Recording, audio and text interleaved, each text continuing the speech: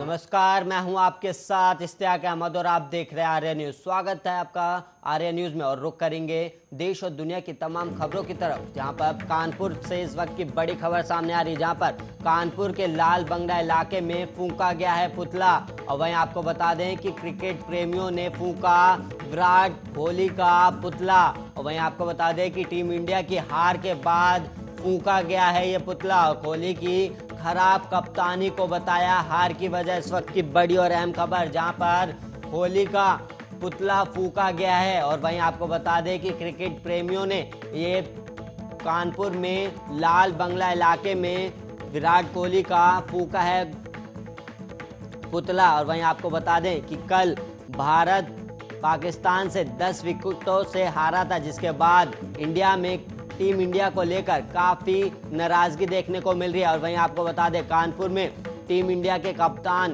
विराट कोहली का पुतला फूंका गया है। इस वक्त की बड़ी और अहम खबर, जहां पर विराट कोहली का पुतला फूंका गया। और वहीं आपको बता दें कि जिन्होंने पुतला फूंका उन्होंने बोला कि हार की वजह विराट कोहली है।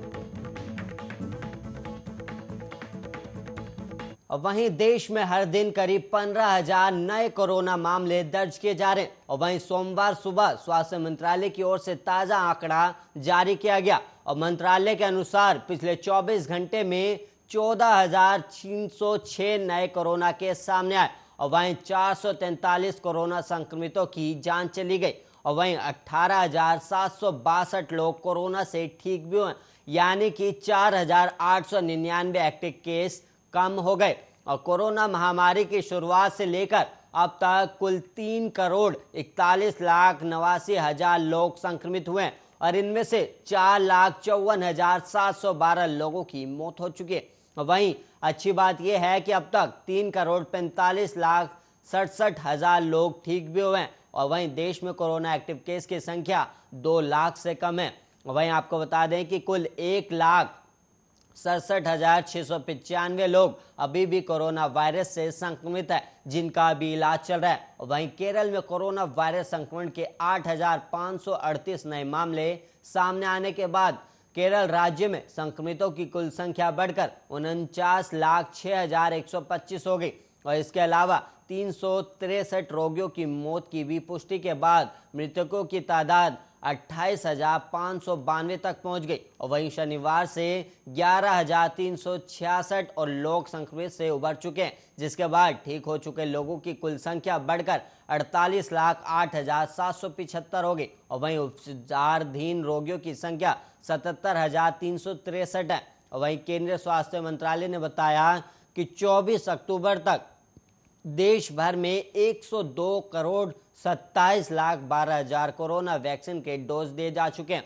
और बीते दिन 12.30 लाख टीके लगाए गए। और वहीं भारतीय आयुर्विज्ञान अनुसंधान परिषद के अनुसार अब तक करीब 60 करोड़ कोरोना टेस्ट किए जा चुके हैं। और बीते दिन 12 लाख कोरोना सैंपल टेस्ट किए गए, जिसका पॉजिटिविटी रेट 3% से भी कम है।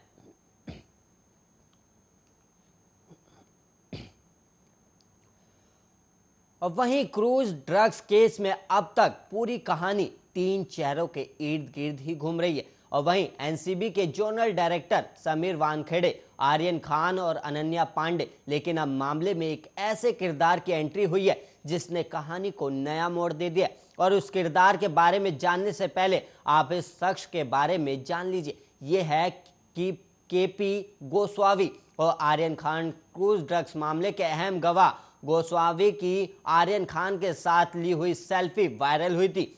और फिर आर्यन को पकड़े जाने के बाद गोस्वामी ही आर्यन को ले जाते हुए दिखा।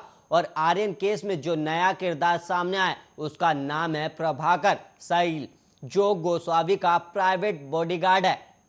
और वहीं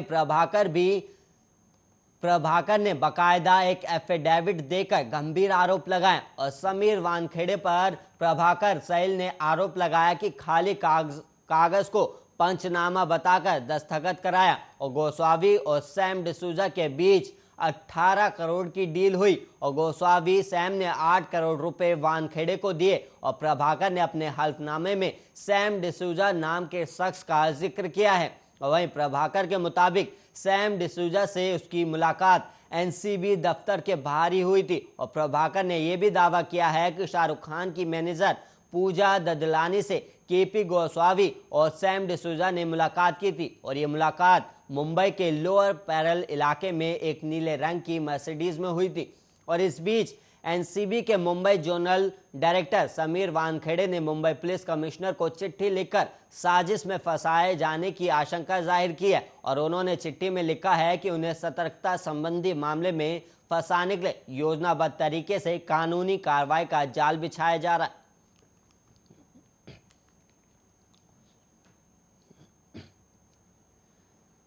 और वहीं यूपी में कुछ ही महीनों बाद विधानसभा चुनाव होने जा रहे और ऐसे में तमाम दलों के नेता अपनी बयानबाजी से सियासी माहौल को गर्म कर रहे हैं। और वहीं योगी सरकार में मंत्री कपिल देव अग्रवाल ने विवादित बयान दिया है। दरअसल बीजेपी ने मुजफ्फरनगर में पाल समाज सम्मेलन का आयोजन किया था और इस कार्यक्रम में केंद्रीय मंत्री संजीव बालियान और कौशल विकास मंत्री कपिल देव अग्रवाल मुख्य अतिथि के रूप में थे। और वहीं कपिल देव ने कार्यक्रम के मंच से विवादित बयान दे डाला और कपिल देव ने कहा कि 2022 का चुनाव राष्ट्रवाद और आतंकवाद के ऊपर होगा। जो राष्ट्रवादी लोग हैं वो बीजेपी को वोट करेंगे और जो आतंकवाद को संरक्षण देने का काम करते हैं वो अन्य पार्टी को वोट देंगे। और वहीं कपिल देव अग्रवाल ने इस दौरान कश्मीर के हालात को लेकर भी अपनी टिप्पणी की। कपिल देव ने कहा कि जब कश्मीर में आतंकवादी हमारे जवानों को मारते थे तो तब हमारे प्रधानमंत्री अमेरिका के राष्ट्रपति के सामने जाकर घुटने टेकते थे और भीख मांगते थे कि पाकिस्तान हमला कर रहा है और हमारी जान बचाओ। लेकिन आज अगर कोई हमारे जवानों पर हमला करता है तो उसे सबक सिखाते हैं। और वहीं कपिल देव ने कहा कि हमारे प्रधानमंत्री नरेंद्र मोदी ने पाकिस्तान के अंदर घुसकर एक बार नहीं बल्कि दो बार उनके 400 आतंकवादियों को मार गिराने का काम किया है। और उन्होंने आगे कहा कि हम सबका विकास की बात करते हैं लेकिन अगर जो भी चुनाव होगा वो राष्ट्रवाद और आतंकवाद के ऊपर होगा। और वहीं उन्होंने कहा कि जो राष्ट्रभक्त लोग हैं वो बीजेपी को वोट देंगे और जो आतंकवादियों को संरक्षण देने वाले लोग हैं वो किसी और पार्टी को वोट देंगे।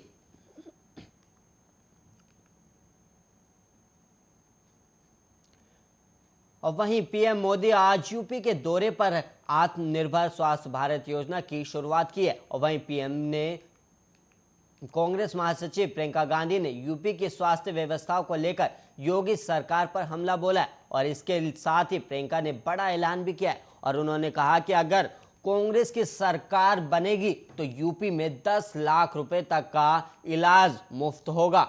और वहीं प्रियंका गांधी ने ट्वीट किया और वहीं आपको बता दें कि ट्वीट में क्या लिखा हुआ था। कोरोना काल में और अभी प्रदेश में फैले बुखार में सरकारी उपेक्षा के चलते उत्तर प्रदेश की स्वास्थ्य व्यवस्था की जर्जर हालत सबने देखी है। सस्ते और अच्छे इलाज के लिए घोषणा पत्र समिति की सहमति से यूपी कांग्रेस ने निर्णय लिया कि सरकार बनने पर कोई भी हो बीमारी मुफ्त होगा। वहीं 10 लाख तक का इलाज सरकारी होगा। और वहीं यूपी चुनाव में पूरी जी जान से लगी प्रियंका गांधी ने राज्य के विकास के लिए 7 प्रतिज्ञाएं ली हैं और इनमें कटो में महिलाओं की 40% हिस्सेदारी, लड़कियों को स्मार्टफोन और स्कूटी, किसानों का पूरा कर्ज माफ, 2500 में गेहूं धान और 400 पाएगा गन्ना किसान और बिजली बिल सबका हाफ और कोरोना काल का बकाया भी साफ और दूर करेंगे कोरोना की आर्थिक मार। और वहीं परिवार को देंगे 25,000 और 20 लाख को सरकारी रोजगार भी शामिल है।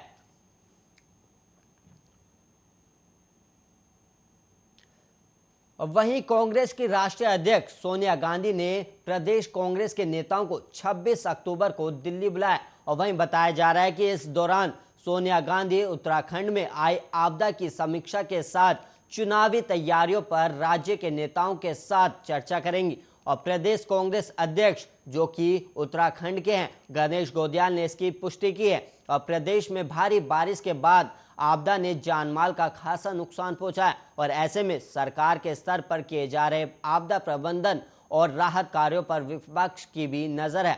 और वहीं विपक्ष इस भूमिका में खरा उतरने की कोशिश भी कर रहा है।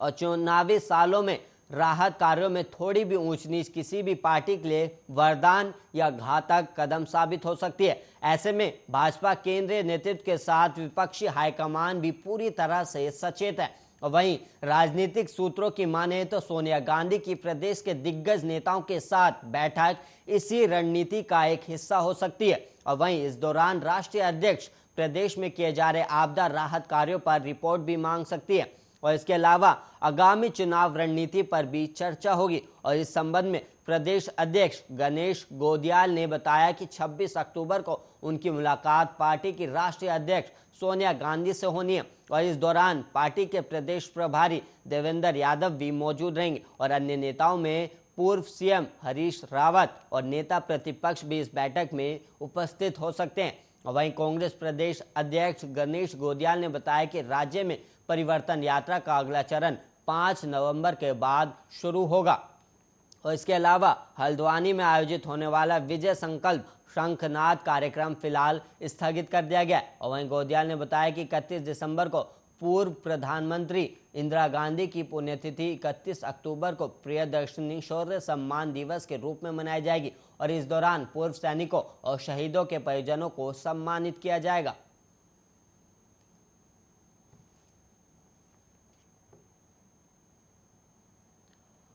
और वहीं 67वें राष्ट्रीय फिल्म पुरस्कार आज दिए जाएंगे। उपराष्ट्रपति वेंकैया नायडू के हाथों विजेताओं को पुरस्कार दिए जाएंगे। और वहीं आपको बता दें कि हिंदी सिनेमा कैटेगरी में इस बार एक्टर सुशांत सिंह राजपूत की फिल्म छिछोरे बेस्ट हिंदी फिल्म चुनी गई है और इस फिल्म में मानसिक स्वास्थ्य को लेकर बात की गई थी। और वहीं कंगना रनौत को 2 फिल्मों के लिए बेस्ट एक्ट्रेस के अवार्ड से सम्मानित किया जाएगा। और वहीं कंगना को मणिकर्णिका और फिल्म पंगा के लिए ये पुरस्कार दिया जाएगा। और वहीं इसके अलावा अक्षय कुमार की फिल्म केसरी के गाने तेरी मिट्टी के लिए बेस्ट मेल प्लेबैक सिंगर का अवार्ड भी प्राग को मिलेगा। और सुपरस्टार रजनीकांत को दादा साहेब फाल्के पुरस्कार से नवाजा जाएगा। और रजनीकांत ने भी बीते दिन ट्विटर पर यह जानकारी शेयर की और उन्होंने एक ट्वीट के जरिए भारत सरकार का शुक्रिया कहा। और वहीं आपको बता दें कि 67वें राष्ट्रीय फिल्म पुरस्कार के निर्णायक मंडल ने 22 मार्च 2021 को साल 2019 के लिए राष्ट्रीय फिल्म पुरस्कारों की घोषणा की थी। और वहीं आपको बता दें कि विज्ञान भवन में पुरस्कार वितरण समारोह आयोजित किया गया और सिक्किम को और वहीं आपको बता दें कि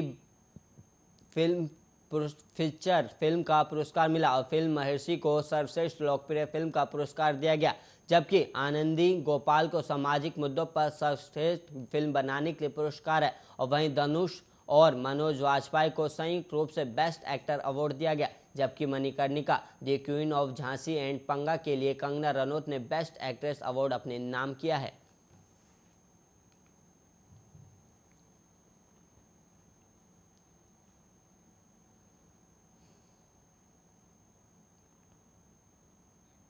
अब वहीं चारधाम की ऊंची पहाड़ियों पर रविवार शाम को बर्फबारी होने से ठंड में इजाफा हो गया और वहीं केदारनाथ धाम में रविवार देर शाम जमकर बर्फबारी हुई और इस बीच शाम को आरती के लिए श्रद्धालुओं का हुजूम भी उमड़ पड़ा और वहीं श्रद्धालु छाता लेकर पूजा करते नजर आए। और वहीं रात भी बर्फबारी हुई तो सुबह धाम बर्फ से सराबोर नजर आया। हालांकि सुबह से मौसम सामान्य बना हुआ है और सोनप्रयाग से केदारनाथ के लिए निरंतर यात्री भेजी जा रहे हैं और उत्तराखंड समेत जम्मू कश्मीर, हिमाचल प्रदेश जैसे राज्यों में पिछले एक हफ्ते से सक्रिय पश्चिमी विक्षोभ से एक बार फिर राजधानी देहरादून के अलावा उत्तरकाशी, टिहरी और चमोली जैसे जिलों में मौसम बदल गया और रविवार को उत्तराखंड की राजधानी देहरादून समेत आसपास के इलाकों में तेज हवा के साथ मूसलाधार बारिश हुई और वहीं पहाड़ी इलाकों में बर्फबारी।